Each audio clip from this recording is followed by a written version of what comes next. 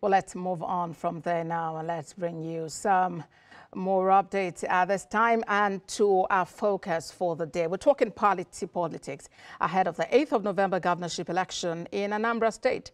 Political parties are warming up to produce candidates that will challenge the All Progressives Grand Alliance. Party primaries will be held from the 20th of March 2025 to the 10th of April. The candidates' nomination portal will open at 9 a.m. on the 18th of April 2025 and close at 6 p.m. on the 12th of May this year. The final list of candidates will be published on the 9th of June. Campaign in public by political parties will commence on the 11th of June and end at midnight of Thursday, 6th of November. For the All Progressives Congress, there are speculations of producing a consensus candidate. Over the weekend, the national chairman of the All Progressives Congress, Abdullahi Ganduje, pledged to oversee a free, fair and credible party primary that would elect a popular candidate for the party. Senior reporter Abdullahi has more. This is his second official assignment to Anambra State. The first was the flag-off of the constituency empowerment distribution exercise by late Senator Ifeanyi Oba at Nnewi Township Stadium, Ozobolo. Now the APC national chairman is here in Anambra State on a one-day working visit to inaugurate new party secretariat and dialogue with members of the party. In his maiden speech, the state chairman enumerates some of the party's successes and also challenges of poor party reward system that should command members' loyalty.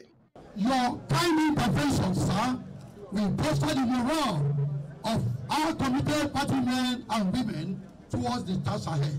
It was followed by goodwill messages from state, zonal, and national working committee members. I beg you all to join hands to win the election.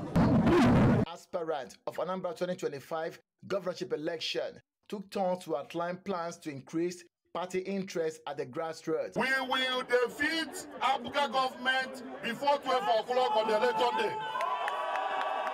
Going to form the biggest coalition of all the political parties in Anambra State, of all the good people in Anambra State. Abuja is dead. There's nothing left of them. These are the politicians in Anambra that control people. And we have moved into the APC because we believe in the leadership of Bola Ahmed Tinubu. He's running Nigeria like a business, and that's the only way Nigeria can work. APC national chairman commended effort of the stakeholders to increase party chances in the southeast. Let's go to the national grid. As of now, politically, you are rural electrification. Launched the aspirant to ensure they conduct free, fair and credible primaries that will be acceptable to all. They assured us there will be no litigation. There will be no going to the courts and get stop order. So I think business is not as usual. As political parties await INEC to kickstart the electoral process in Anambra State, key stakeholders are now indicating interest in the #1 seat of the state. Bamidele Ajayi, TVC News, Oka. Well, let's discuss more on this with APC chieftain Chibuike Loka. He joins me from our Abuja studio, and we also have a Prince journalist, Ebuka Onyekwelo, joining me from Anambra State. Gentlemen, it's good to have you join us at this time. Let me begin with you, Mr. Eloka. We hear there is likely to be a consensus candidate for your party in the forthcoming Anambra election. Who is this consensus candidate likely to be? Thank you so much. Well, I think the party is united at this point. Every of the aspirants and the party at this point are all popular, they are all competent, and they have what it takes to represent the party in the November 18 election. But the only thing we are asking that of the party, in its wisdom, because we are looking at by November 8, 2025, that APC should have its own governor in Anambra State. And we are asking the party in its wisdom to look around, look individually at the aspirants, to assess them, look at the one that has a much more comparative advantage to be able to win this election for the party. For me, I am a party man. I will toe the line of the party, whatever their decisions are at the end of the day. I will not definitely say that a particular candidate here should be favored ahead of the other. But when we are looking at this at these aspirants, we have to assess them based on their comparative advantage with what is going on, knowing that Anambra is a swing state. And APC as a party needs to do something very different to be able to take over power in Anambra State in the coming Guba elections. So all the candidates, all the aspirants are competent, they have what it takes, but we should look inwardly for someone with a comparative advantage that can be able to rally the support, rally individuals, rally institutions, rally everyone in the state, because what is happening in the Anambra State now is nothing to write home about. The people are tired of APGA. Yeah, go ahead. Yes, yes. You know, I'm tempted to ask you based on what you're saying. As a party chieftain, do you have an intention of throwing your hearts in the ring? I think the people who are already in the ring are enough. We are only waiting for the party to, out of the people who are in the ring now, to give us the best candidate to go the election with the person. When looking at them, we have Professor Obiora Okonkwo, who is there, who I believe his entrance into the party changed a whole lot of things for the party. His entrance into the party energized the party. He gave the party a facelift. He gave it a new energy. He gave it everything that he needed to be able to go forth for this election. So when we look at him critically, I think he is one of the aspirants that have the comparative advantage over the lackluster APGA government in the state. Well, for me, I think if the party... Yes, you called it lackluster, and you mentioned it's a lackluster administration, but of course, APGA will tell you that is not the case. But very quickly, let me bring in Mr. Onyekwelu. You are a journalist. You're on ground in Anambra State, and you've been monitoring events. Do you really think there will be a contest in Anambra, or is it just a sweep over, really, for the incumbent and his party? Okay, well, good evening, Nigerians. First of all, of course, politics is all about contest. So there's always going to be a contest. But if we're now looking at whether the contest is going to metamorphose or result into the expectations of the opposition, one, that will be left for the people of Anambra State to say. Then two, that of course to an extent would depend on the performance of the incumbent. And then three, the perception of the incumbent. And then of course four, the interest of the majority of the people of Anambra State. And then the next number, the next factor I would like to touch, of course, you have to look at the stakeholders, and the next one, you have to look at constituent authorities. So these are the factors that join together to make a governor, or to decide if a sitting governor is going to return, as far as Anambra State politics is concerned.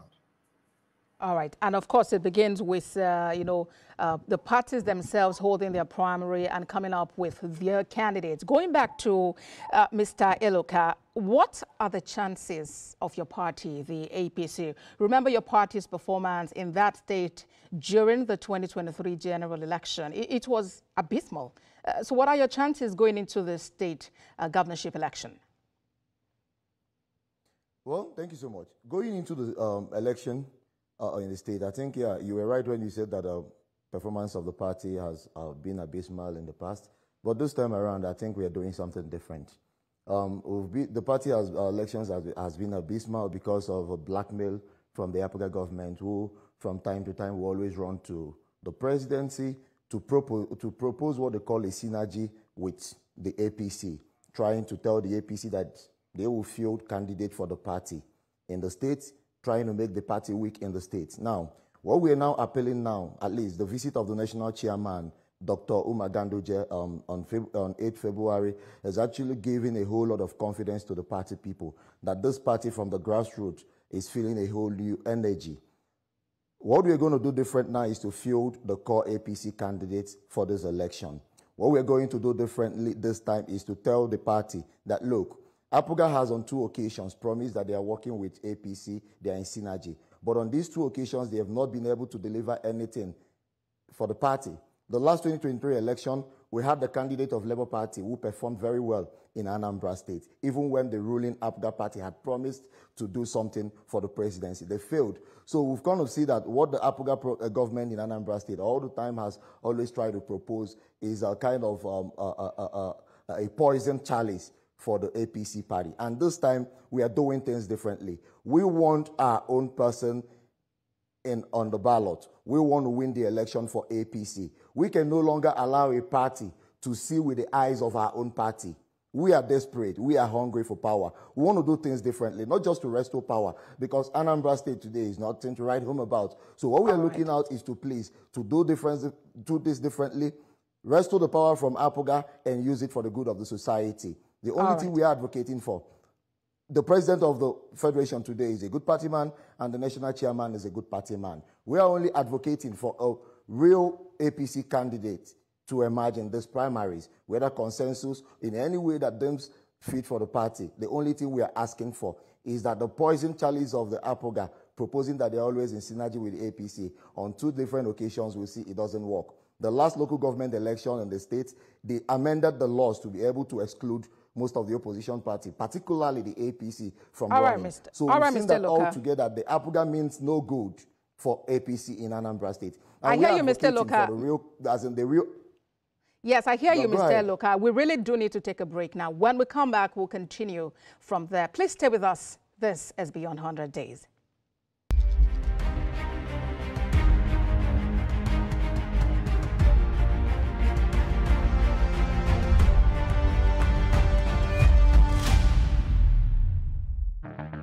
Coming up in the month of February, on the 2nd of February is the World Wetlands Day, and the 4th of February is the day set aside to create awareness on cancer. On the 6th of February, we turn our attention to the International Day of Zero Tolerance to Female Genital Mutilation. On the 11th of February, we celebrate International Day of Women and Girls in Science. On the 13th of February is the World Radio Day. On the 14th of February is Valentine's Day. On the 17th of February is dedicated as the World Global Tourism Resilience Day. And by the 24th of February, it will be 3 years since Russia invaded Ukraine. Stay tuned to TVC News as we bring you reports and analysis of these events. TVC News, first with breaking news.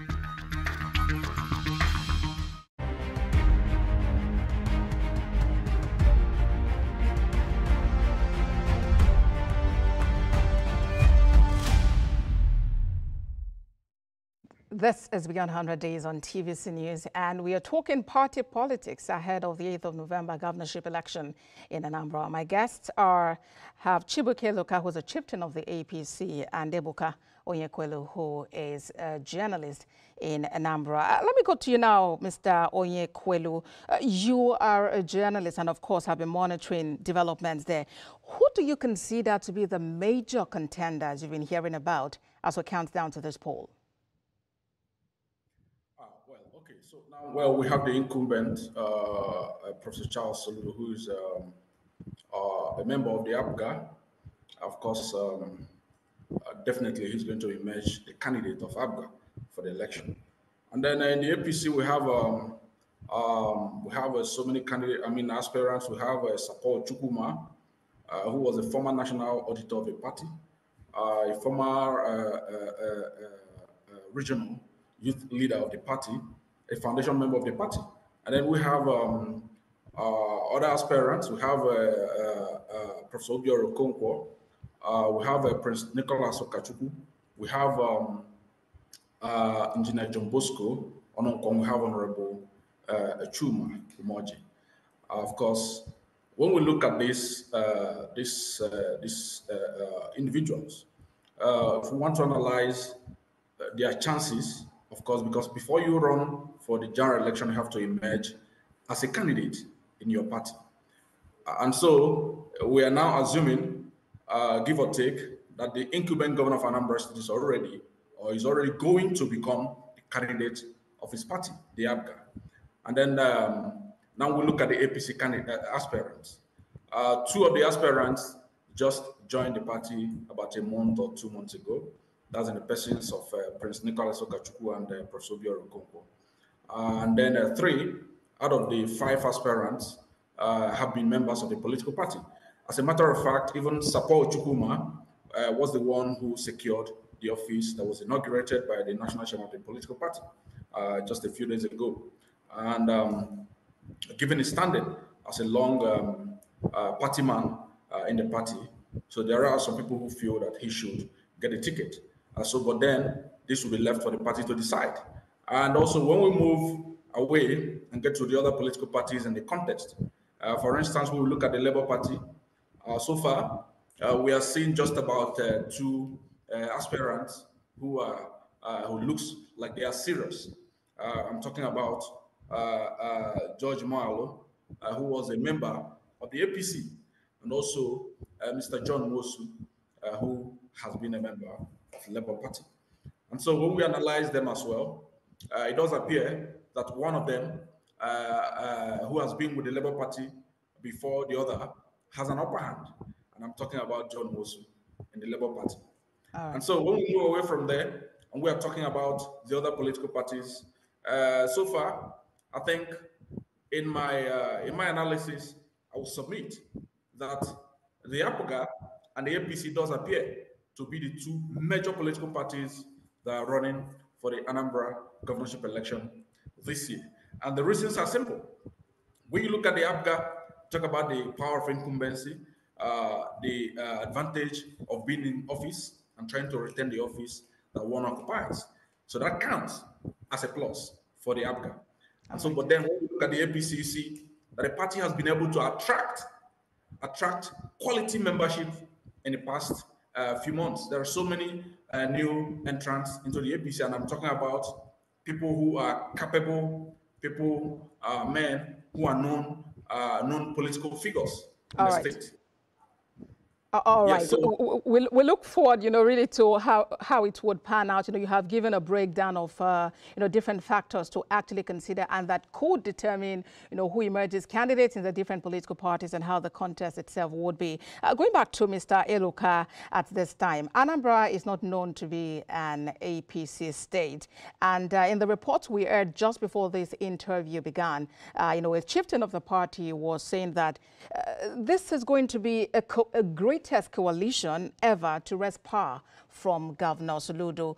So does that suggest that, he's a strong candidate to be forming an alliance to unseat him? And how does your party intend to do that? Yeah, thank you. I think in the last few days, I think the people who have had the most hit with the visit of the national chairman of our party, talking about Dr. Ganduje, has been the ruling party in Anambra State today. I think this is the first time that the national chairman of an opposition party in the state is visiting the state ahead of an election. The visit has done a lot of, re-engineering in the party. He has given confidence and boost to the party members, people who never believed that APC can fare better in this election. The visit alone has tried to change something differently. We've had a lot of people, even from the ruling party currently, who want to cross over to the APC party, So going into the election, I think we are the party to beat in this election. The only thing we are asking is for the party to remain united. And the idea of consensus, trying to, affirm what the national secretary of our party said the last time during the NWC working visit in Anambra State, that any party that is interested in wrestling power with a ruling party in a state should, adopt the choice of a consensus candidate. This will keep the party together. It will keep all the aspirants who shouldn't feel that something was done to them and they were cheated. So if we go that line, we should look at the most popular aspirant in all of them. What my brother has said here is fantastic. A lot of people joined the party recently, and those people have re-energized the party. They've been the face of the party. They've given the party a lot of boost. People are now, the choice of a lot of electorates and voters in Anambra State, funny enough, is APC. Going by survey that we've conducted in the last 48 hours. I hear you. The institutions, the church, everybody is talking about APC. I hear you, Mr. Eluka, and you are quite confident. Mr. Eluka, you sound very confident, that this election will go in favor I'm very confident. Of going your by the party. And you mentioned earlier, Mr. Eluka, excuse me, please. You mentioned earlier also that you are desperate to wrest power from the incumbent. But If this election does not go in your favor, if your party does not emerge winner in the November 8 governorship election, would you toe the path of honor, or what would be your action? Well, I believe we are still in democracy, and all of us are sportsmen. I think the spirit of sportsmanship will lead. But we are confident that we are winning. There is no but in this. But assuming without conceding that becomes the case at the end of the day, we are sportsmen. We will look at what we did not get right. But I'm sure that today, 90% of the things that we need to do, we've got it right. And we are confident of victory. There is no board on this. I think the board should go to the party in the state now who actually we've shown the yellow card, and by November 8th, we're going to issue them the red card to, to leave the government house. Thank you, Mr. Luka, for talking to us today. Gentlemen, it's been a pleasure talking to you, both journalist Ebuka Onyekwelu and APC Chieftain Chibuike Luka. Thank you very much for your time on the show.